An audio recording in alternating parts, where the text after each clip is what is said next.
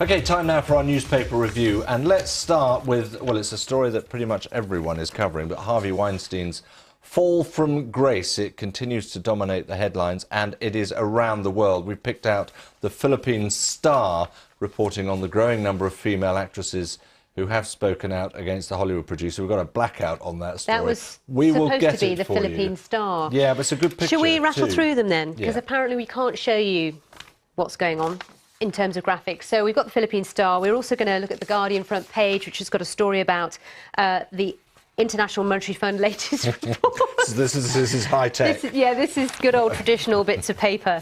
So the Guardian looking at the idea that the IMF is suggesting a tax on the rich to help the poor. If we have a look at the Japan Times story, they're focusing on, in fact, because of Kobe Steel and the scandal around Kobe Steel, is the country itself, is its reputation as a world leader. Here we go. You can see We've it there, got them. Woohoo! being marred by scandals. That's the line being taken by Japan. Now, hopefully we can show you the New York Times. Can we or can't we? While they're trying, let me tell you what it's all about. So the New York Times says East African nations want to ban used clothing imports. It says countries like Kenya, Mozambique are becoming dumping grounds for unwanted goods, which is killing the growth of local textile industries. And the Daily Telegraph, we're going to have a look at that as well. It leads with a row in the Parliament here in the UK over the government's so-called dementia tax. The Conservatives say that pensioners should not regard their homes as assets to give to their offspring when they could be sold to help pay for their care needs. We got there.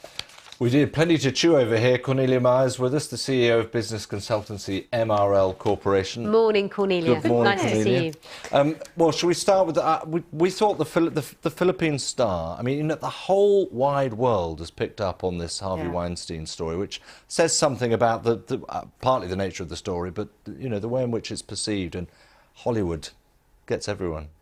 Well, Hollywood gets everyone, and hopefully this will help, because this is not just a Hollywood story. I mean, these sort of sexual harassment issues are, you know, maybe in many industries.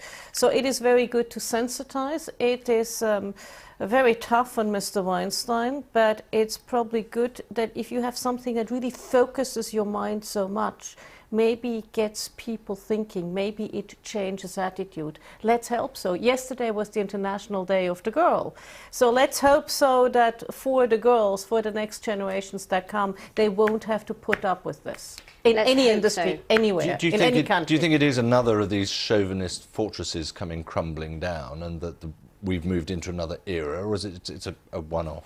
I think it's the mood, the sentiment, the zeitgeist is moving towards getting rid of these things. But then you had an American president who got elected, who just shortly before getting elected, you know, was bragging on these Access Hollywood tapes about, you know, sort of making advances to females. So I don't know. I hope it will change. And as I said yesterday, we had the International Day of the Girls. So for the girls, I hope this will change. I hope you're absolutely right, Cornelia. Let's now move on to The Guardian. What do you make of the International Monetary Fund's latest idea to tax the rich, the wealthiest 1% in the world, make them pay more tax in order to help the rest of us? This is their big plan. Absolutely, and it goes against of what Donald Trump is trying to do with his tax reform. And you know, there was indeed the Reaganomics, which I tend to call Reagan comics, was all based on this thing called the Laffer curve, which was a thing that when you tax the rich less, they will invest more and it will create jobs. And it has proven that this is not the case.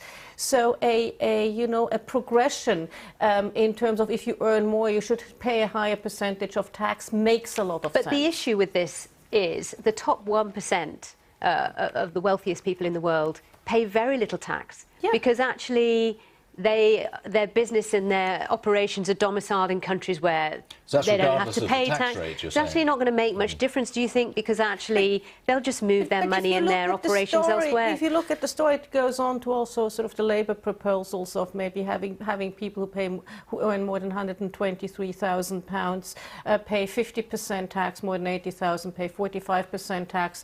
So it's not just the top 1%, it's just getting a progression in there. You will always get get the guys who are super wealthy who are going to dodge and hide. But it's to get the whole system a bit fairer does make sense. Let's move on, because here's an area that you are very familiar with. Japan's reputation as one of the great industrial, not just powerhouses, but innovators that have been the forefront for so long, being knocked by, well, Kobe Steel's the latest, but Japan Times actually highlighting a whole series of bad stories. There was the Takata case with the airbags where the company went bust. And, you know, it's funny, it's all in the car industry. Remember the diesel scandal of the Germans, another great manufacturing nation.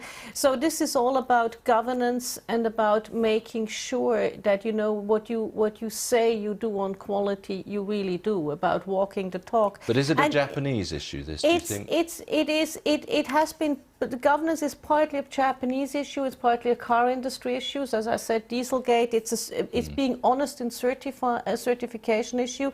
But as one of the people quoted here said, it's actually a good sign that these stories are coming to light, because it means that there's more emphasis put on it. So I would still say Japan is a great manufacturing nation, and you will always get the outliers, but it's good to focus more corporate governance on walking the talk, on quality control and all of those things. Let's now move on to this story, front page of the New York Times.